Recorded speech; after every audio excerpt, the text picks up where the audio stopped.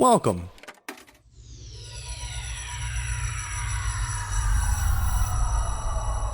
to Arcade Audio. Welcome to Dilettante Ball. I'm Johnny. I'm Spencer. Here on Dilettante Ball, we go on Wikipedia. I just made myself laugh. Oh man, we go on Wikipedia. We click random article. Did I fuck that up? Yeah, we Go on switched. Wikipedia. I say, fuck. Let's do it again. Don't edit this. I won't. Okay. Welcome to Dilettante Ball. I'm Johnny. I'm Spencer. Here on Dilettante Ball, we go on Wikipedia. We click random article and we talk about it. Yeah, we do. Gosh.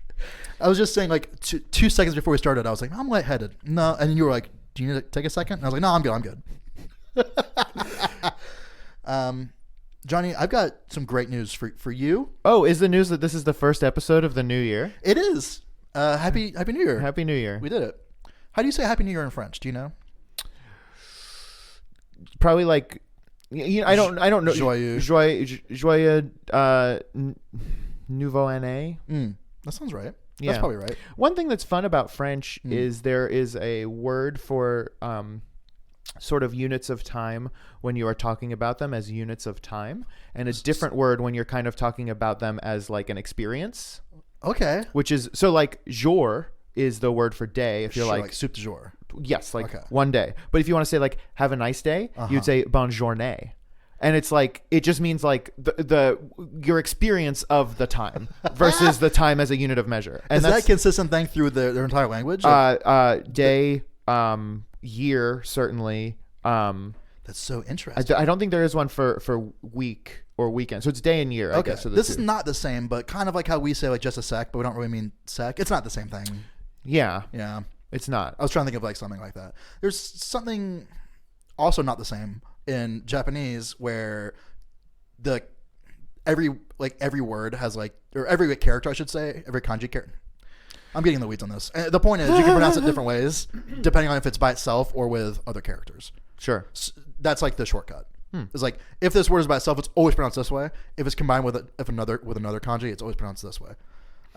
I know in makes things very hard to learn. In German, the rhyme that Jessica told me, and I can't remember which it is, but it's when two vowels go a walking, the second one does the talking, but it might be the first one. Red touches black. Yeah, yeah. You better learn real quick before a German snake bites you. Johnny, I've got some other good news. Okay, I've got a 5-star review for our very podcast. For our this the year of our podcast, Dilettante Ball AD, and it's by a doctor, a real doctor, Pomegranate MD. It's Dr. Pomegranate. We'll pull their credentials and find out for you. And this particular doctor says, I read all Wikipedia articles in Johnny's voice now. That's the title. That sucks. It does suck, yeah. I'm so sorry. Yeah, it decreases the amount you learn from the article by 100%. So you have trouble pronouncing almost every word as well now. The good doctor says, if you're looking for a podcast to make your coworkers in your open office plan wonder just why you shake your head at your phone so much on Tuesdays, look no further. Truly, this podcast is one of the highlights of my week. I could listen to Johnny and Spencer talk about anything. And no, whatever it is will be funny as hell. Thanks, lads. Lads. Okay. You gave yourself away at the end there. Mm-hmm. That's, yeah, come to America. See if you can get a doctorate here. Okay. Yeah. You fucking, what is it they have over there? The fucking NHS ass. I could be a doctor in England right now. long line having ass. No copay ass. I'm gonna roast your ass. That sounds great. Yeah, it does. It sounds great. I'd love to wait in a long line with no copay. Just go to Busch Gardens for that. I mean, that's a myth, though, right? It's a huge myth. Yeah. Yeah, it's a total myth. It's great, and everyone fucking loves it. I mean, there's complaints because people complain about everything. Sure. But, like, I love NASCAR, but I still like that. I'm gonna say something stupid. You can. I did. You want to just get an article? Just dive right in. Yeah, let's dive in, please. My brother went to school for being a underwater welder, and he graduated. So congratulations to him. He got he didn't get the bends, but he got fucked up a little bit recently. No shit. Not bad, but something happened where one of his fellow classmates opened the door too quick or whatever, and so he had to spend the next 2.5 hours in a decompression chamber, just all right, just eating Pablo honey. I don't know what that's a reference to. The Bends is an album by rock group Radiohead, Oh, as is Pablo Honey. Ah, okay. It was a bad joke. No, I think it was a good joke. I just don't care about Radiohead. Me neither, really. I like OK Computer. That's a good one. Kid A. Is that even the name of an album? Yeah. Okay. I think I know what you mean though, where you feel compelled to just say the joke or the thing, even though you really don't care about it, but and it's you not need good. to say it before someone else says it or something. What is that compulsion? I think it's the sickness of the humorist. Yeah, there are a lot of, I think, very unhealthy compulsions that you get being a comedy person. Yeah, for sure. The one of the biggest ones that I saw a tweet. That's one of them. Is that was like you know that you've been like doing comedy or whatever when you hear something funny and instead of laughing you just say, "Oh, that's funny," because you're mad that you didn't think of it. Right. So you are willing to acknowledge like, yeah, it's funny. Yeah, but it's like, fuck. Yeah. Should have been me. Yeah. All right. They're like fine. They're people are very into them. It's too late for us. It is. Oh, I do enjoy OK Computer, and I will dip back in every now and then. It makes me wonder if I had never, just humor me on this one. Okay. If I had never heard the Beatles until I was like, like 20, You wouldn't like them. I wouldn't even care. No, not at all. Right? Not at all. Okay. That is okay. Because that's what happened to me with the Rolling Stones. You know, like who I cares? heard them on the radio, whatever, and then you listen to like two of like I don't even know what the names of their albums are, but listen to like the good ones. Sure. I was like, I don't give a shit. Like, fine, this is fine. Yeah, don't care. There's Blood on the Tracks, is that them? I don't know. Fuck, that might be Springsteen. I like Sympathy for the Devil. That's a fun song. That's their best song. Yeah. Yeah, it's their weirdest. It's like a. It's super weird. It's like, they're talking about the devil and shit. yeah. But it's like to like a mambo beat or something. It's like some weird. Yeah. Like, what is this? It is very. It's their Diamonds and Guns by the Transplants. It even has that. I don't know. Woo woo. Oh, it's the Garnier Fructis commercial. Yeah, that we talked about. I mean, in the listeners' time 1 week ago. In our time, 20 minutes ago. Yeah. And for the next week, we'll be talking about it for some reason. Anyway, Virgin America. oh, Virgin America that's just a normal article. Like, was an American airline that operated between 2007 and 2018 whoa, what? I was just gonna say, did I know they closed down? when it was integrated into Alaska Airlines. I didn't know that. That's wild. Ceased operations April 24th, 2018. April 4th. You say 24th. 24th. Okay. The airline primarily focused on operating low-fare service between cities on the West Coast and other major metropolitan areas with higher quality service. It was headquartered in the San Francisco Bay Area city of Burlingame. Okay. Sure. And operated domestic flights to major U.S. cities, primarily from hubs at San Francisco and Los Angeles, as well as a smaller focus city operation at Love Field in Dallas. The airline began operation in 2007 as an independent airline using branding licensed from United Kingdom-based Virgin Group, which also controls the brand of Virgin Atlantic and Virgin Australia Airlines. Is this who's the dude that owns this company? Richard Branson. Yeah. The Alaska Air Group acquired Virgin America in April 2016 at a cost of approximately $4 billion and continued to operate Virgin America under its own name and brand until the airline was fully merged into Alaska Airlines on April 24th, 2018. Alaska Airlines, of all airlines. Of all airlines. That's so strange. Yeah, I wonder what that is. You ever been on a plane? I don't know how to respond to this. Just asking. Yeah, I mean, I have. Same. I don't know. Yes, and you. Man, we have to renew our passports. It's fucking expensive just to get your goddamn picture taken. Is it? It was like $15. I don't recall. I mean, you can like do it yourself. I went to CVS and did it. Yeah, we went to Walgreens. Yeah, sure. It's $15 each. That's a racket. Well, I mean, they know that you're only doing it once every 10 years, so they really want to get their money out of you. Yeah.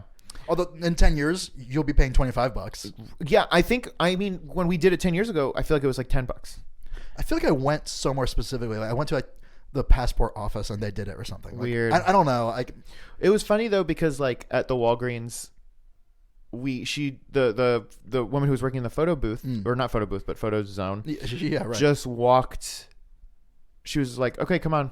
And we walked into an aisle, and it was the soda aisle, and then they just had a backdrop that they pulled down. Yeah. So it's so funny that like, and she just had like a digital camera. yes, Right. So like when we go through customs anywhere, they're gonna be looking at. They won't know it. No one will know it, but they're looking at us standing in front of a bunch of bottles of soda. Yeah. Which is so weird. Like, It's such a big deal thing, but we're literally standing in an aisle in a fucking drugstore in front of. I used to love the concept of things like that, like taking a picture. Let's say it was like you and I were hanging out at a party, and one of our friends got there early, and you and I wanted to take a picture, but like, oh, wouldn't it be funny if Rich was in the photo, but he was behind the couch, and you and I knew, and Rich knew, but no one looking at the photo would know. I don't know why I had to be at a party, but just like weird things like that. There's something kind of like that I think about, where it's like, particularly like when we travel anywhere, but particularly Florida for whatever reason, just I guess because we go there the most, and I have whatever positive associations with the place, for better or worse. Right. But it'll be like, I'll get like something at a grocery store, and have like a Publix shopping bag or like a receipt from someplace, and then I'll get here, and that's where I'll use a Publix bag here to like clean the litter box. Sure. And it's like, you shouldn't be here. I just have that like kind of right. Or if I am somewhere and I see like just a cup in the trash or on the street or whatever, and it's like, this restaurant isn't here. That happens all the time. Like, why are you here? What is the story behind how you got here? Oh, right. So all of a sudden, like, your night is ruined because you saw a piece of like rubbish. Yes. Like, just there's not a Moe's here. Right. Yeah, exactly. Where's the closest Moe's? This one's closed. This one's closed. You're trying to like reconstruct Buffalo like, Grove. Why would you bring a cup all the way from Buffalo Grove? Right. And then you're like, well, if you brought it from there, how long have you had it? Maybe it's not even tonight you had this. Was this just sitting in your car? Or maybe you got an extra cup. Right. Maybe you put sunflower seeds in it. Maybe you weren't even drinking out of it. Maybe it's for dip. And you're building this whole life for this person. Right. Or, I mean, obviously just taking a photo and the people in the background. It's just like, oh, dude. That fucks me up. Yeah. I'd love to see, all the photos that I'm in. Like, that I didn't know about. That sucks. How many do you think it is? It's probably not that many. It's probably bigger for you because you've been in way more theme parks than I have. Well, I mean, it's probably bigger for you than most people as well, because you have been to more theme parks than most people. Yeah, sure. That's interesting. So more people that live or have spent time in Florida considerably will be in more pictures per capita. Yeah, or if average. you live below the Eiffel Tower or whatever. Right, yeah. If you're Quasimodo, you're in more pictures. Quasimodo famously hung out at the Eiffel Tower. Yes. Yeah. Yeah, that's weird. I wonder which residents would be most susceptible to being in the most number of photographs in the world. I think Orlando. You think so? Yeah. Because that's like it's a destination, and specifically one where I think a lot of photos get taken. Sure. You're obviously taking a lot of photos at the Eiffel Tower or the Leaning Tower of Pisa or whatever. Right. But also I don't think, for instance, how often do you go to the Bean? Never. Right. Never. Right. But if you live in Orlando, you're going to fucking Disney World all the time. If you live within 2 hours of and maybe even farther than that, you may be at Disney World maybe every week, maybe. Right. Because you have a pass and you go there to eat or hang out. But you're going to the Arc de Triomphe when your friends are in town. And you're like, okay, here it is. That's a funny thing to think of. Like, if you lived in a city like that with such a rich history, it's like, it's like, okay, here it is. Can we like go get food now? Like, Jesus. Right. I've schlepped you all over the city. Right. Like, the Bean is nothing. The Bean was installed in like 2012 or you know what I mean? Like, right. 2007, whatever it is. Doesn't matter. The point is, it's like a new piece of art for photos. I think the closest thing to that we have is the Sears Tower. Right, exactly. Which is like not. And you don't take a picture in front of it. Right, exactly. But yeah, imagine living like next to the Arc de Triomphe or whatever, anything. Yeah, I mean, literally every single thing there is like, this is so fucking old, and you've seen it in pictures, and here it is in real life. Yeah, exactly. All right, he's Big Ben. Did you go? Is there anything like that in England? Yeah, sure there is. Big Ben. But yeah, how old is Big Ben? It can't be that old. It's pretty fucking old. When did they invent clocks? Forever ago. Yeah, that's true. We actually, the crazy thing is we can't pinpoint when they invented clocks because there was no clocks before. Yeah, there was no way to tell. There's no way to tell time before that. No, I mean, clocks were invented at AD 1. It's been there for forever. You think like 300 years more? 1800s? Probably. Yeah. Yeah, probably. Yeah. Forever. Well, oh no, I forgot that V for Vendetta wasn't real. Because I was gonna be like, well, during the gunpowder plot, when they blew up Big Ben. Well, it wasn't even supposed to be. That's what I'm saying. Oh, like, is that what he does in the movie? In the movie, I think they actually do blow up Big Ben. I think they blow up because it's like at the Parliament building. I think Big Ben is part of the Parliament building. Is it? I don't think so. I mean, dude, I don't know. There's no way to know. I'm pretty sure that motherfucker explodes. Big Ben is extremely old. Yeah, very big too. It is. When did The Great Mouse Detective take place? Yeah, like in my head, like Sherlock Holmes times, which would have been like 1890. So it's at least that old. Sure. Did cowboys know about Big Ben? Oh, fuck. What do cowboys know about? Man, if it really...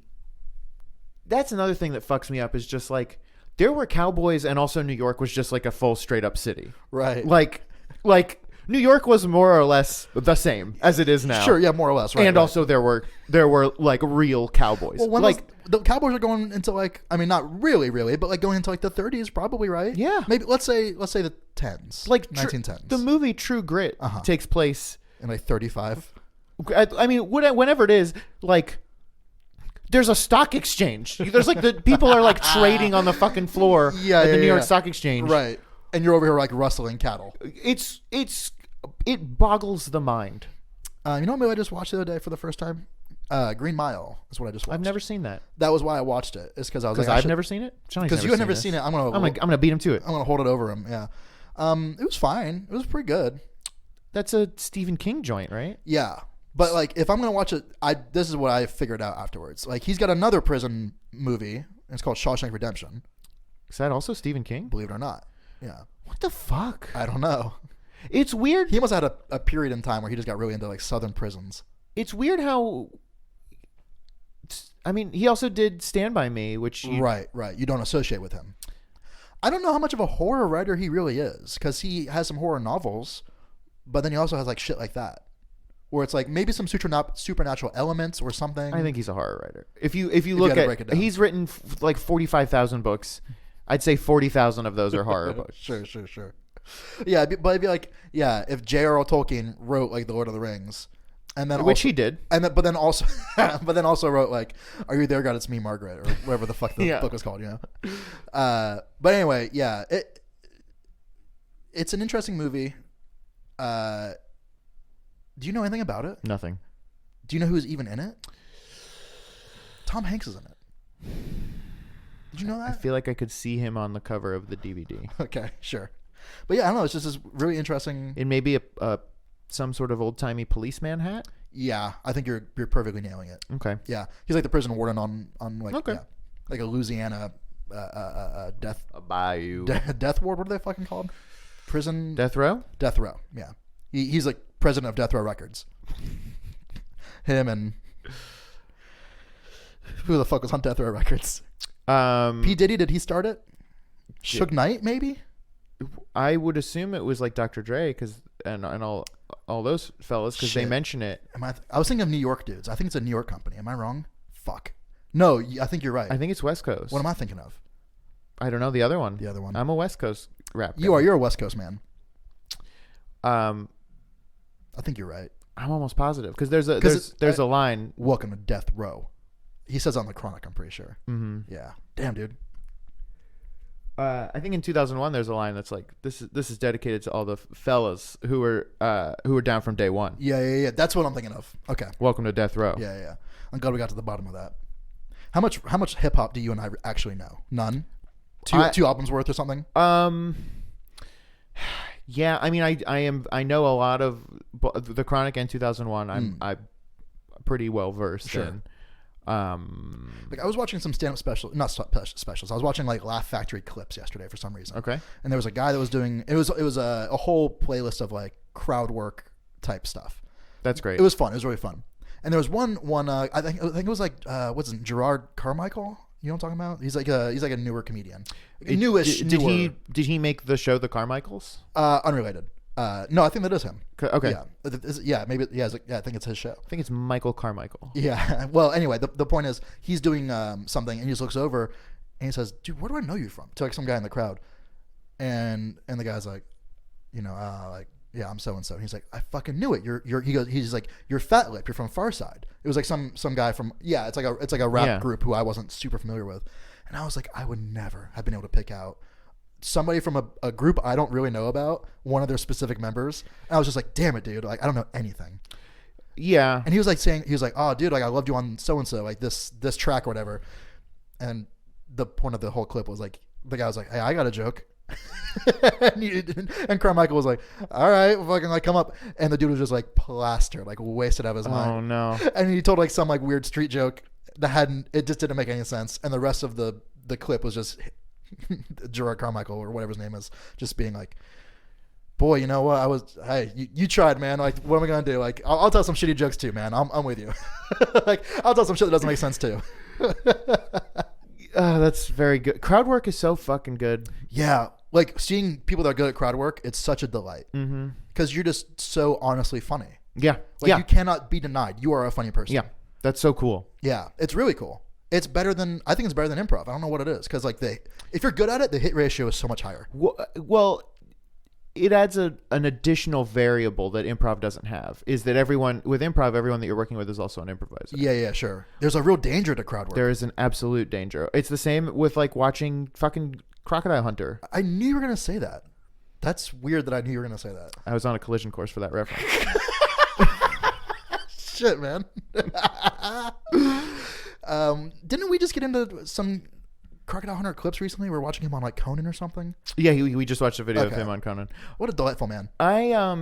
Both of them. I watched a video of Gatorland in Florida. Okay, it's like a theme park tourist trap. I've never been. No, neither have I. It doesn't seem like a tourist trap. Is it not? I mean, it seems like a fucking dope ass zoo with just a fuckload of gators. Okay, I mean, like a zoo for gators. Didn't it burn down at one point? I think the gator in the front. Okay. I just think it's funny to say like Gatorland burned down. Like, what happened? The swamp? So wet. Yeah, right. The swamp gas caught the refracted off the moon of Venus. And there's a new attraction there that's like a fucking swamp buggy. What? And you're just in like a gigantic ATV, and you just like ride around a fucking swamp and look at gators. Dude, and it looks dope as hell. Is that the best job of all time? Driving or being the sort of skipper? Because there was the driver, and then there was the like, all right, here's Big Daddy the Gator. Shit, man. We call him Big Daddy because he ate my Big Daddy. Yeah, whatever. Yeah, I don't know. I was gonna say the driver, but you really, like either one would be really fun. Yeah, I would love to be a Jungle Cruise skipper. Oh, like something that's yeah. I don't know if I've even been on the Jungle Cruise. Oh, Jessica just went on for the first time. In October or whatever. It's like real animals. Like you're on a raft. No, they're like 1964 animatronics. It's terrible. Okay. But the point is they spend the whole time with fedoras doing doing like really bad jokes. Oh, okay. So like the like big animal puns or whatever. Yes, the biggest, like one of the biggest jokes is like you pass a waterfall and they're like, oh, here's a waterfall, and then you go back around, but you go underneath it, and they're like, okay, here it is, the one we've all been waiting for, the backside of water.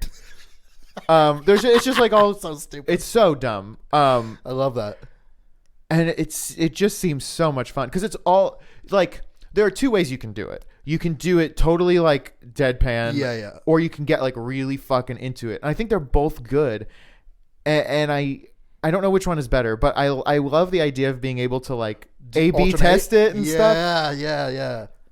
I mean, it was the same thing with like the Jaws ride, where the like your skipper on the Jaws ride was like, you know, the only thing protecting you from those big ass sharks is me and this grenade launcher, and then you can either be like hell yeah or like whoops, like like accidentally like drop the grenade in the water. Yeah, that's just so fun to me. At work, I do for all the new hires, I do like a tour of our buildings. Sure.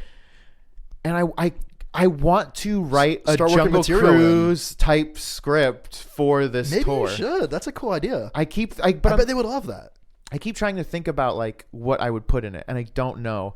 And I need to like, I really need to like sit down and just do it. Maybe you need to do like a dry walkthrough of like where you would take the people and just like observe what's in the area and just write down like, okay, cool, like computer, or you know what I mean, like just things. Yeah, we have a couple of those. Yeah. Coffee. Okay. Right, yeah, exactly. Bathroom. Yeah, just come up with some real funny like bathroom jokes. You know. This is where you shit. Anyway, let's go. Just some potty humor for you. Yeah, everybody around here says I'm the life of the potty. So, God damn it, dude. Yeah, on a scale of 1 to 2, am I number 1 or number 2? I don't know. Just like really go hard. Just 53 jokes. They're all in front right of the there. bathroom. Yeah. The best would be if you could set it up or stage it so that someone was like in there and like walks out and you get a good razz on them too. Oh, that'd be good. Especially like if It's Dumpy Dan. right. He's like, and then he has like a little couple lines. Oh yeah. Yeah. That makes it clear that he's in on it. Mm-hmm. Like, yeah. He walks out with like, his fly down and there's toilet paper on his foot or whatever, and you just have a little good old razz session. And that's his whole job. It's just being the razzie. Does the Golden Raspberries, do they still do awards for movies? Probably, yeah. What movies came out this year that were bad? Most. Did you see any good movies this year? You know what I just watched? I watched Bird Box. We just watched that too.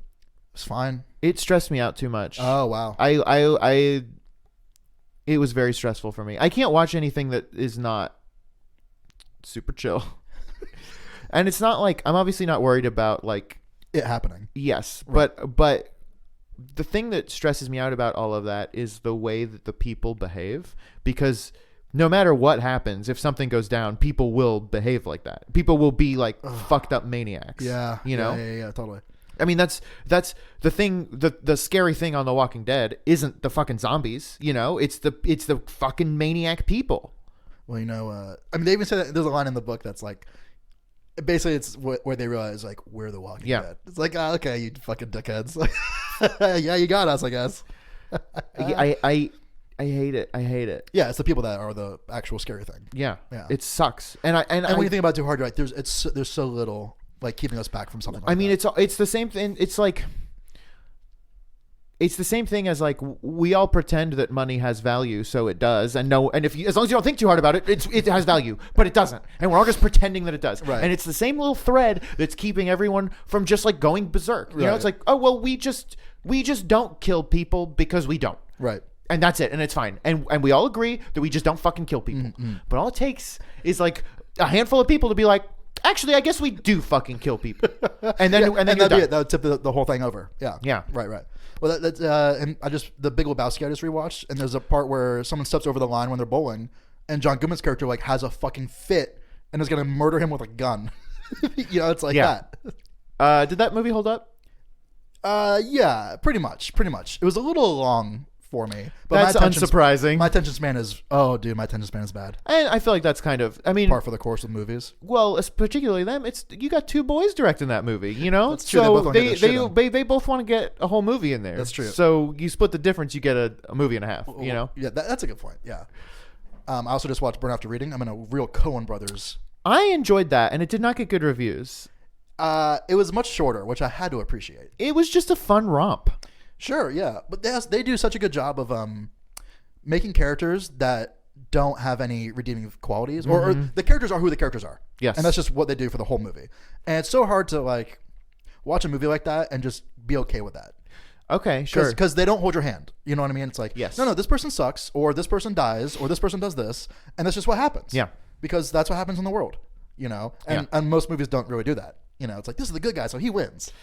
Yeah. Whereas in their movies, like, sometimes a good guy dies in Act 2. Yeah. And then this is like, just, oh shit. This is the rest of the movie. Oh, okay. There's still 45 minutes left. What the fuck? Yeah. Yeah, exactly. That's great. Yeah. That's why I like them. It's because everything's so like challenging sometimes. Yeah, and it's just weird. Mm-hmm. Yeah. That's why I love Monty Python. No.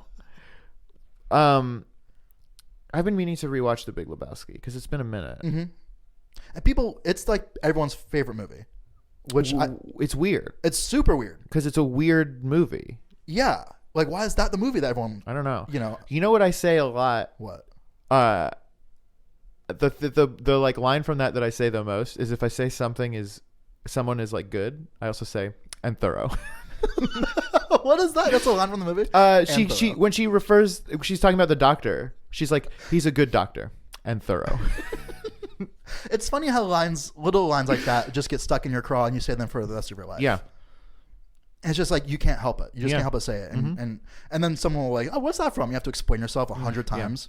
Like, it's not worth it. I also like. You're obviously not a golfer.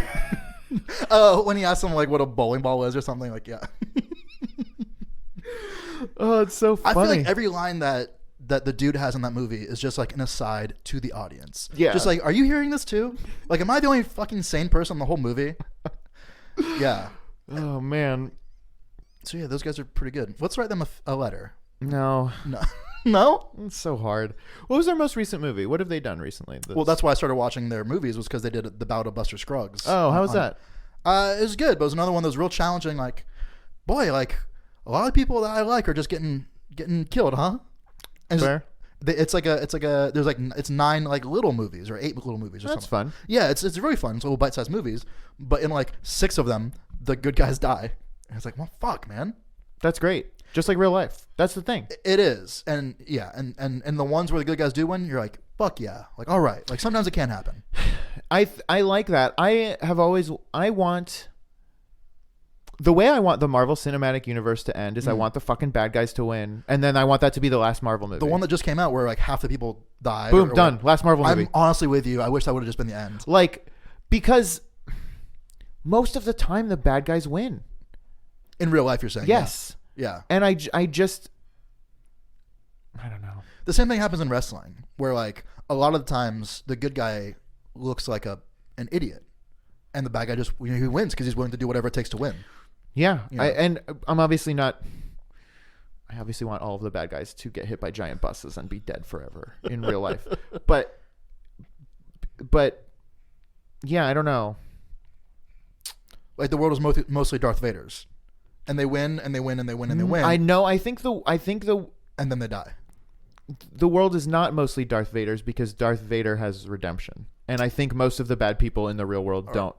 They have no redeeming qualities. They are just pure evil. There's Emperor Palpatine's. Yes, truly. Yes. I think most of the world is Emperor Palpatine's. Most of the world. Or most of the bad people. Most of the bad people are Emperor Palpatine's. And most of the world is Darth Vader's yeah. or stormtroopers. Yes. I mean, and whatever. Star Wars is great, and that's kind of the cool thing about it is that the good guys, the odds are, I mean, unbelievable. It's like there are like 4 good guys and a billion bad guys. And you think that's about the right? Yes, I do. Percentage. So most of the time, the bad guys are gonna win. It's just an odds game. Yes, It's a numbers game. Well, don't never tell me the odds. Hey, we're gonna include these. We don't want to, but we're including these because you need to understand like how shitty these are. Like, Thank you for playing Arcade Audio. Play more at arcadeaudio.net.